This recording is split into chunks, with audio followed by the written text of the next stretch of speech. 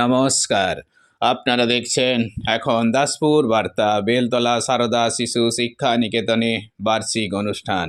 দাসপুর 1 ব্লকের চককৃষ্ণপাটি বেলতলা সারদা শিশু শিক্ষা নিকেতন পায়ে পায়ে 15তম বর্ষে পদার্পণ করেছে। বিগত বছরের মতো এবছরও সরস্বতী পুজোকালীন বার্ষিক ক্রীড়া ও যেমন খুশি সাজো, আবৃত্তি, নাচ, গান ইত্যাদি সাংস্কৃতিক প্রতিযোগিতার পুরস্কার প্রদান সভা হলো 7ই ফেব্রুয়ারি শুক্রবার।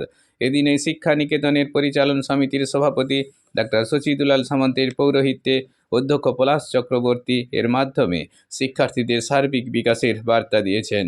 এই সভায় শিক্ষা নিকেতনের শিক্ষক শিক্ষিকা মণ্ডলী, অভিভাবক অভিভাবিকা ও শিক্ষার্থীদের সাথে আরও সামিল ছিলেন সাহিত্য সংস্কৃতি গবেষক শিক্ষক উমাশঙ্কর নিয়োগী, বেলতলা বাজার কমিটির সভাপতি অরুময় ঘোষ, পরিচালন সমিতির সদস্য রাজকুমার প্রধান প্রমুখ সুধীজন। এদিন মনোজ্ঞ সাংস্কৃতিক অনুষ্ঠানের মাধ্যমেই শীর্ষস্থানীয়দের পুরস্কার অর্পণ করা হয়েছে। সমগ্র অনুষ্ঠানের সুচারু সঞ্চালনায় ছিলেন শিক্ষক প্রশান্ত গোস্বামী। চককৃষ্ণপাটি বেলতলা থেকে রিপোর্টে শ্যামসুন্দর দলই। Like and follow with subscribe এখন দাসপুর বার্তা। এই দাসপুর বার্তায় যুক্ত হন, আলোর পথে এগিয়ে চলুন।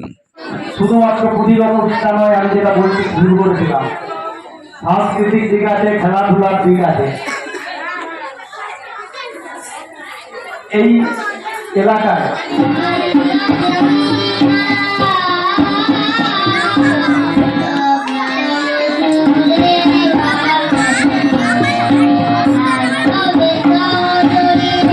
মায়েরা এখানে বেশি আছেন, তাই মায়ের উদ্দেশ্যে বলবো যে পৃথিবীর সর্বশ্রেষ্ঠ শিক্ষক হচ্ছে মায়ের। একটি মাই পারেন তার সন্তানকে ঈশ্বরচন্দ্র বিদ্যাসাগর কিংবা স্বামী বিবেকানন্দ করে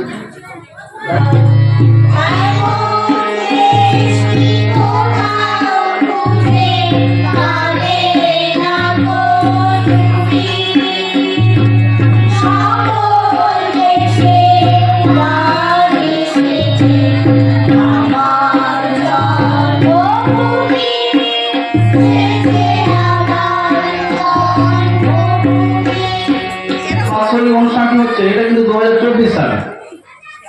সেটাকে সরস্বতী পূজার সময় যেহেতু বিদ্যালয়ে সরস্বতী দেবী আরাধনা করতেই হয়, তার সঙ্গে বাৎসরিক অনুষ্ঠান সব মিলিয়ে মিশে ছাত্রছাত্রীদের সাংস্কৃতিক প্রতিযোগিতা, এটা একটা খুবই ভালো প্রচেষ্টা।